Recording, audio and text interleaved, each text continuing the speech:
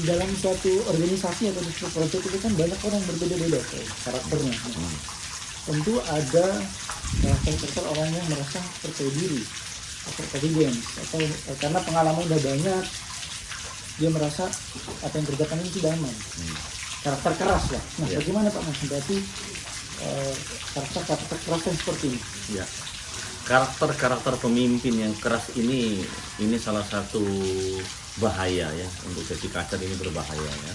Karena jika sampai dia mengambil keputusan yang tidak tepat dan dijalankan di lapangan ya, nah itu bisa resiko menjadi tinggi dan besar menjadi kecelakaan.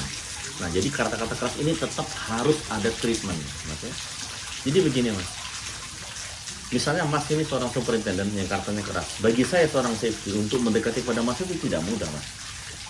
Apalagi sudah 20 tahun pengalaman, tidak terjadi insiden, pola pikir dia itu begitu kuat bahwa oh baik-baik saja kok saya gitu kan, nggak apa-apa kok selama ini begini ya kan. Nah, ini yang berbahaya. Jadi bagaimana cara menghandle-nya, saya bagikan menjadi beberapa bagian.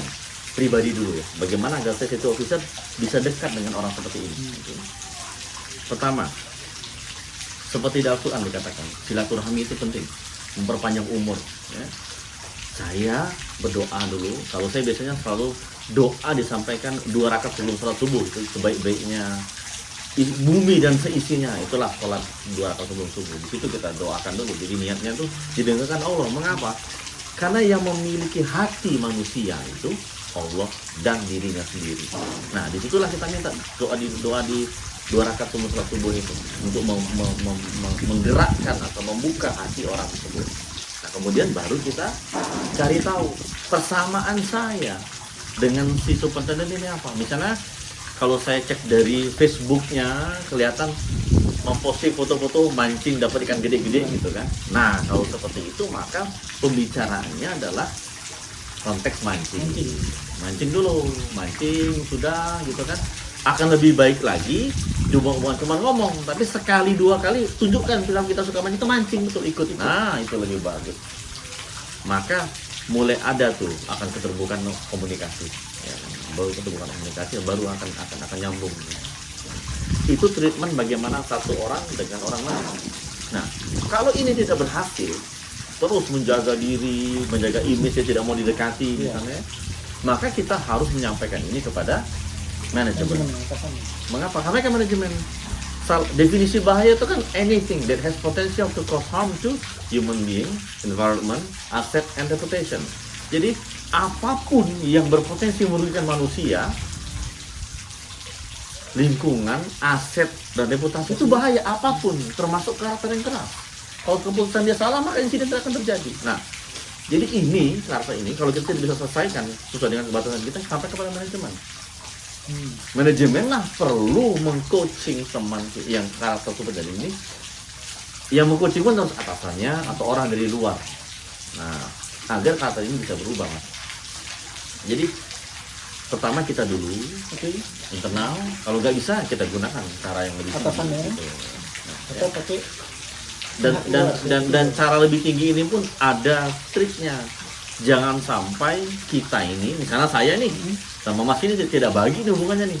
Saya ngomong ke atasan, lalu dia tahu, oh ini Pak John yang laporkan, maka akan ada lebih besar jurang antara kita.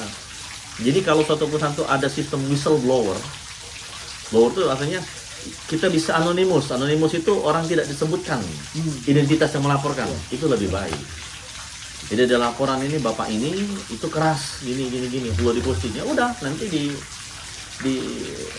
follow up oleh manajemen. Jadi itu caranya, Mas.